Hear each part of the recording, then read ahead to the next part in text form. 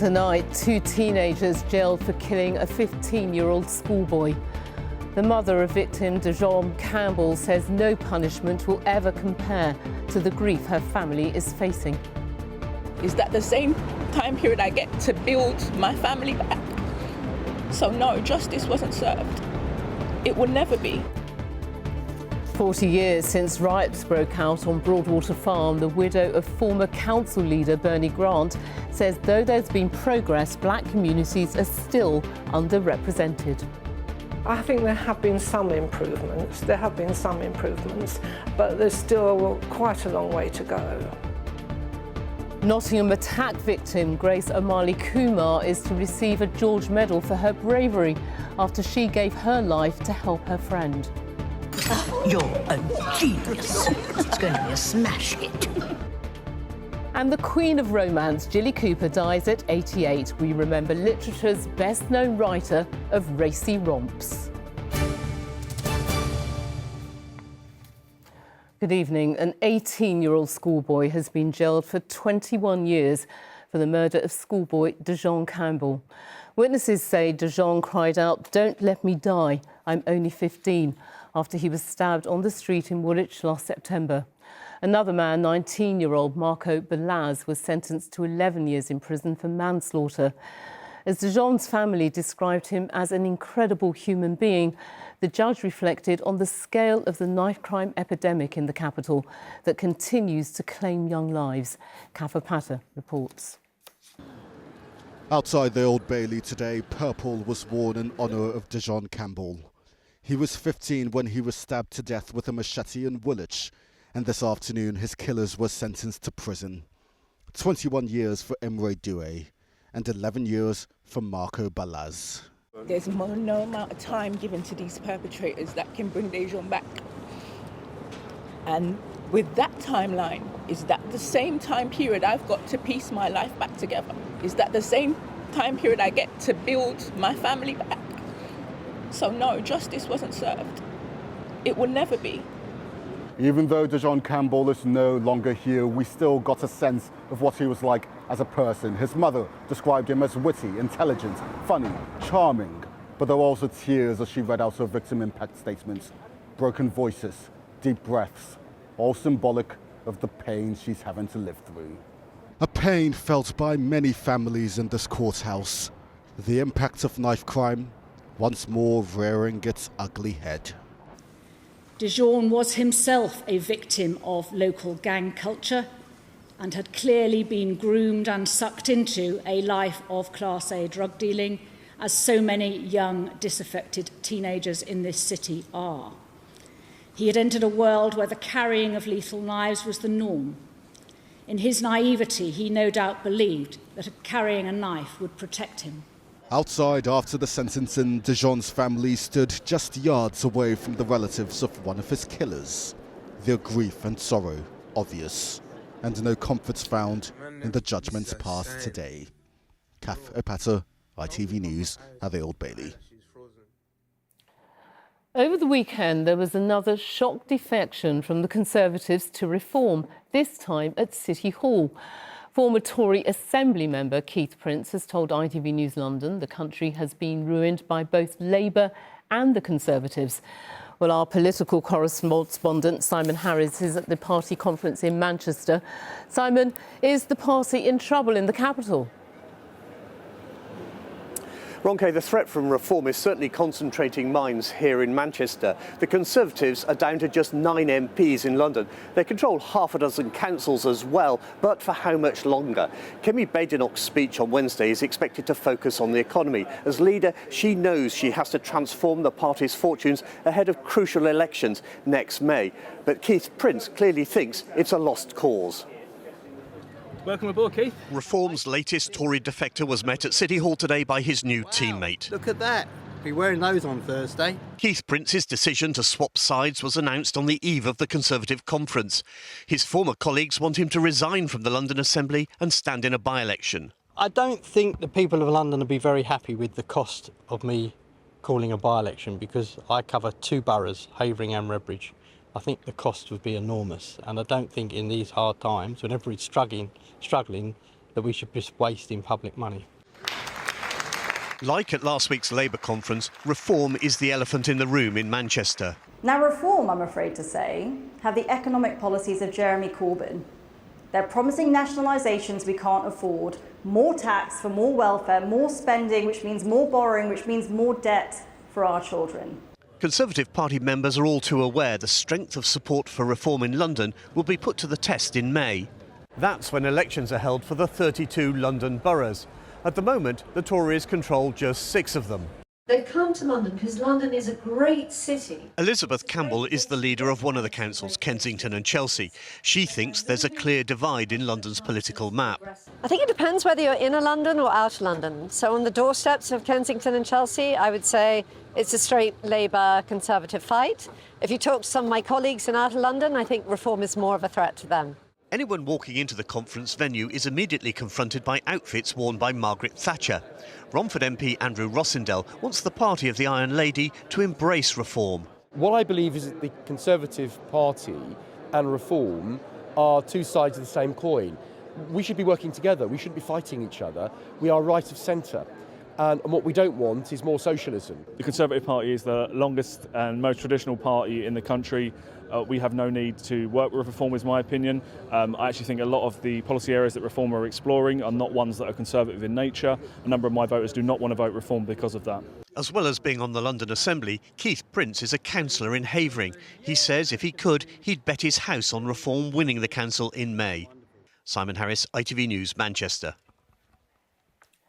Almost 500 people were arrested at a pro-Palestine demonstration in central London over the weekend.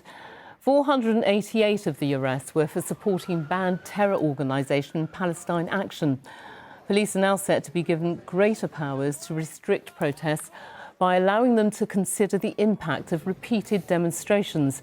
The event organisers, Defend Our Juries, described the move as an affront to our democracy. Police have released this CCTV footage of 2 men they wish to speak to in connection with an armed robbery on the Holloway Road. In July, 2 men allegedly threatened a man in his car, hitting him in the head with a firearm and demanding his jewellery. They escaped with £200 in cash and a pair of sunglasses. A blockage estimated to be around 100 tonnes, that's the weight of 8 double-decker buses, has been cleared from a sewer in Feltham. Thames Water said a specialist team took more than a month to remove the so-called fatberg, which consisted mainly of wet wipes, oil and grease. 40 years ago today, the Broadwater Farm riots were triggered after a 49-year-old black woman had a heart attack and died when police raided her home. Within 24 hours of Cynthia Jarrett's death, riot police were clashing with local youths and a corner of Tottenham was up in flames. It ended with the murder of community beat officer PC Keith Blakelock. Bernie Grant was the leader of the local council and would later go on to be elected as the area's MP. He became a figurehead and tireless activist, standing up for the black community in the aftermath of the riots. His widow Sharon talks to us about her late husband's legacy, the disturbances that changed the face of modern policing and led to Broadwater Farm being stigmatised for a generation. Here's Carolyn Sim. The violence happened here 40 years ago, but today Broadwater Farm remains a symbol of struggle and unrest.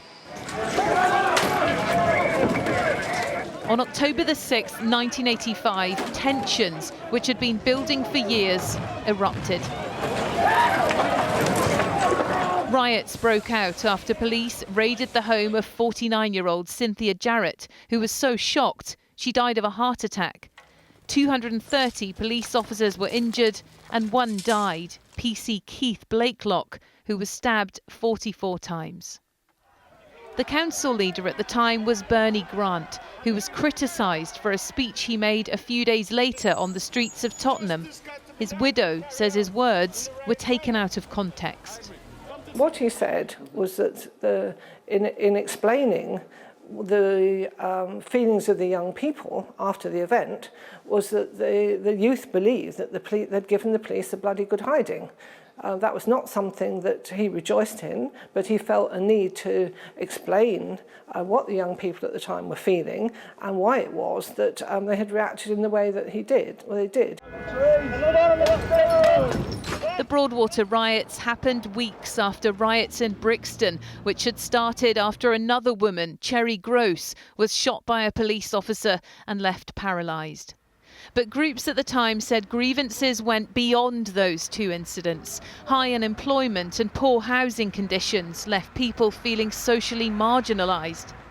Dr. Clive Chijokin-Awonke has researched the media's portrayal of black people at the time. He said the image of Winston Silcott, one of the three men wrongly convicted of PC Blakelock's murder, still haunts him. And his arms are kind of opened out like some mythic, creature from a storybook. It fed into all the kind of narratives about black people and criminality. For me, growing up in London, the people I've spoken to, that image was really one that consigned him to guilt, but also consigned us to a sense of double consciousness, a strange feeling of thinking, here's who we are, who we think we are, but here's who other people think us to be. After a public campaign for justice, Winston and the two other men were acquitted in 1991. But many in the community today say injustices remain. I think there have been some improvements. But there's still quite a long way to go, I believe. Today, the estate's undergoing what the council hopes will be a transformation. New homes and new facilities are being built to reshape its future. Carolyn Sim, ITV News. Now, as you heard there in Carolyn's report, a month before the riots in Tottenham, there had been 2 days of unrest in Brixton after police shot Cherry Gross in an armed raid on her home. The mother of 8 was left paralysed by the shooting, which was witnessed by one of her sons, Lee, who was just 11 years old at the time. And he joins me now. And Lee, it's so shocking to think how traumatised you must have been at seeing your mother shot when you were just 11. It was horrific, and it's something that you never get over. Seeing your mum being gunned down in the way that I did on that morning, the 28th of September 1985, and just hearing her whisper those words, I can't breathe, I can't feel my legs, and I think I'm gonna die, just really freaked me out. And the rage that I felt as a child trying to defend his mum in that moment was something that I've never felt. And I know your mum was left paralysed, and she died in 2011, I think, after 26 years. And the remarkable thing, I shouldn't say it's remarkable, but you cared for her, you looked after her. After going to see my mum a few days later in hospital and the doctor explaining that she's now going to be paralysed for the rest of her life and confined to a wheelchair, I made up my mind as an 11-year-old child that I could no longer expect my mum to look after me. I've now got to look after my mum, and I really dedicated myself to doing the best job that I could. And you have now written this book. It's not a memoir. Oh, there we are. Let's get the cover the right way round. So look at that. It's called The Colour of Justice. And it's more than a memoir, isn't it? Because you have catalogued other injustices, and the thing they all have in common is racial injustice at their heart. Absolutely. And seeing all these stories, we know about them in isolation when these things happen, but when you pull them together, you really get to see it in a deeper way. And I'm attempting to go back to the past, for us to learn from what happened. How do we see the patterns? How do we break those cycles? And how do we implement those lessons so that this next generation doesn't have to go through what we had to go through? And I think we should end with a tribute to your mother very quickly. I mean, you've set up this charity, Mobility Transport, which is a real legacy to her and is around giving people access, disabled people access to transport. That's right. So I've got that as a social enterprise, and we've also got the Cherry Girls Foundation, and we go into schools and we talk to young people and we try to empower them to use their voice in a constructive way and teach them alternative ways to deal with conflict. Lee, you're doing fantastic things. Thank you so much for coming in to talk to us. Thank you. You. And good luck with the book. Thank you very much. OK, next tonight, London teenager Grace Kumar is set to be recognised with a George Medal for her bravery after she gave her life to help her friend. When her fellow Nottingham University student Barnaby Webber was targeted in a fatal triple stabbing, Grace fought back before they were both killed. As Antoine Allen reports, her family remembered her as a person dedicated to serving others, something they say others should be inspired by. With this honour, I think Grace is speaking to us as families. I think Grace is speaking to us all as society. Never stop fighting. Never stop trying to be the best. Never stop trying to improve failing systems, and never be a bystander. Grace was not a bystander, whether it be standing up to bullies or in the greatest way possible, fighting for her friend, for herself, with her life. A role model in life and a hero in death. Grace Kumar was one of 3 victims of the Nottingham attack. The fact she died trying to protect her friend has led to Grace being awarded the George's Medal for acts of great bravery, Britain's second highest civilian bravery award after the George Cross. Whilst fighting back tears, her family spoke with pride. She has shown herself to be the best of humanity. She has shown herself to be the brave, beautiful, courageous, exceptional girl that she was. And we're grateful that this is now going to be put down in the history books. The 19-year-old Nottingham University student was walking home when Valdo Calocane fatally stabbed Grace's friend Barnaby Webber with a knife. Grace could have ran away, but instead tried to stop the attack by the paranoid schizophrenic. Sadly for her mother, father and brother, Grace died on the 13th of June 2023. Our family of 4 now, a family of 3. It's everything about her. Just Grace as a person is what we miss. Calocane was sentenced to a hospital order after pleading guilty to 3 counts of manslaughter on the basis of diminished responsibility, after he went on to kill Ian Coates, plus 3 counts of attempted murder. Calocane had a history of violence and was known to multiple services. Grace's family are now determined to make sure their loss is a force for change. I have a list of things that I would like to see changed. Changes in homicide laws, changes in how warrants are executed. There's a list that can go on and on and on that we have submitted, and we will look for recommendations on. But we will let the inquiry do their job.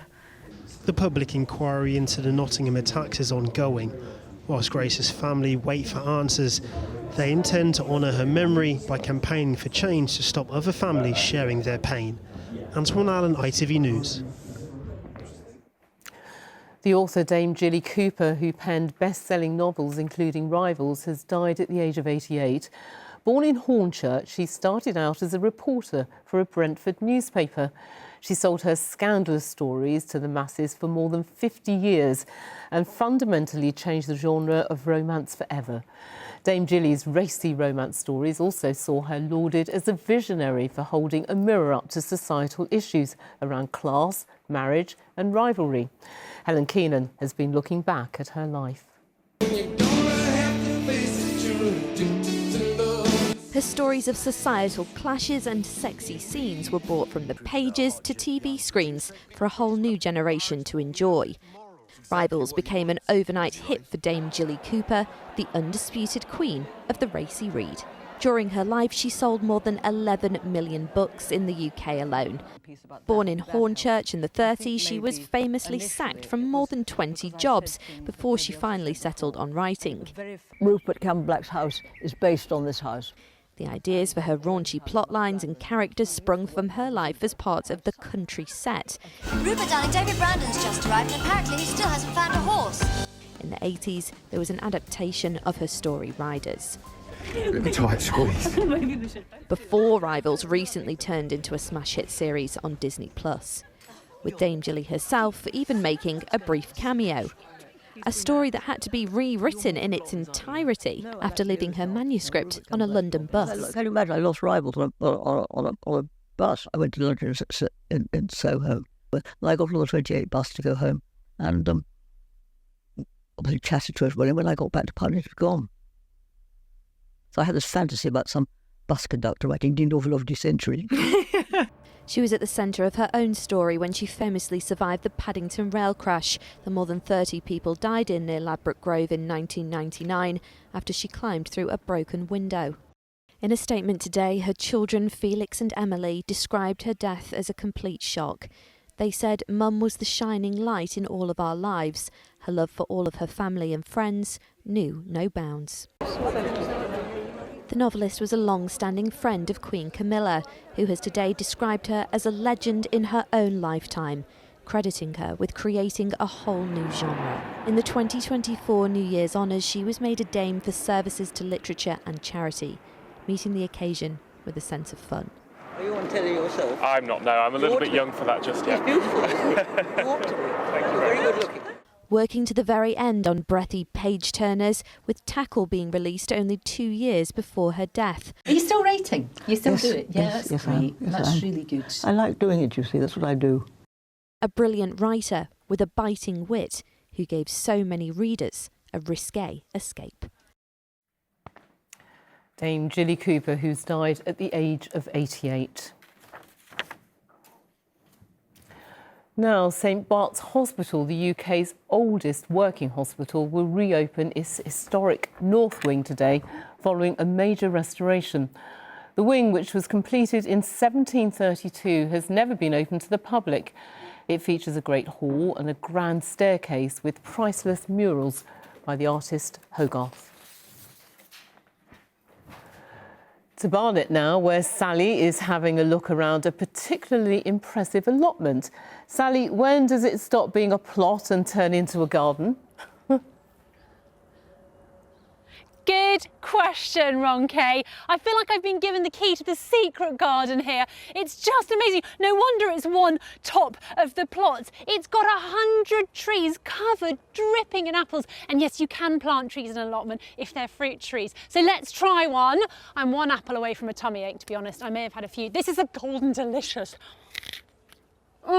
It's so sweet and amazing. And what I love is the way he's got apples intertwined with pumpkins. Look at that there, that beautiful pumpkin and the lovely apple. Now, do you want to see the before and afters? I bet you do. Go on, let's take a little look.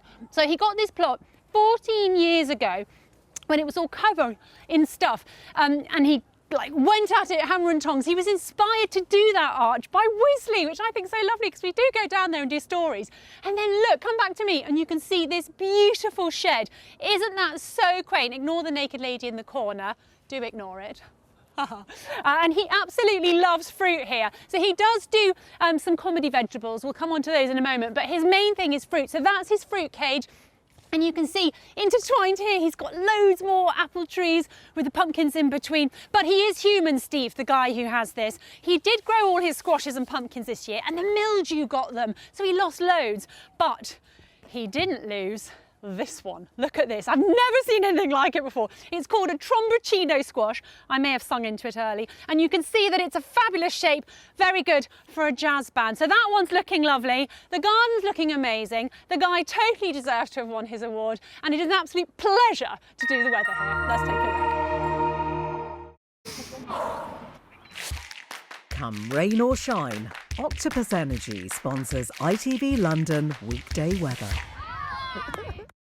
Hello again. Well, that's beautiful, isn't it? And so is this gorgeous photo from Richmond. Now, our weather over the next few days. Well, tomorrow there'll be a little bit more cloud, but staying dry. Into Wednesday, we're looking at some drizzle moving in, but it does become more settled as we go into the end of the working week and the weekend. Take a look at the pressure chart. Explains it quite nicely. High pressure at the moment, then that front sinks south on Wednesday. That will bring us a bit of that rain and a cooler feel once it's passed through, but then high pressure builds again. And the question mark really is to how much cloud it will trap underneath it and how cool our temperatures will get.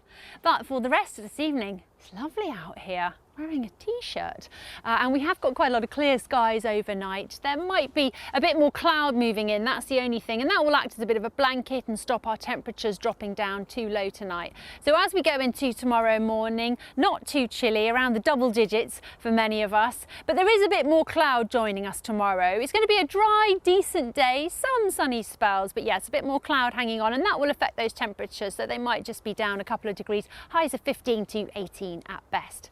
For the evening, it's staying dry. There'll be a bit of sunshine in a few spots, but overnight you can see that that front then moves down the country and probably arrives with us on Wednesday. So a bit of light rain and more cloud expected on Wednesday. And then for the rest of the outlook, pretty calm conditions. None of the wind that we've had over last weekend, and those temperatures coming down a little bit. So the question mark, as I said, over the amount of cloud and the temperatures. But from now, from me, from this beautiful little oasis, have a super evening, and I'll see you later on.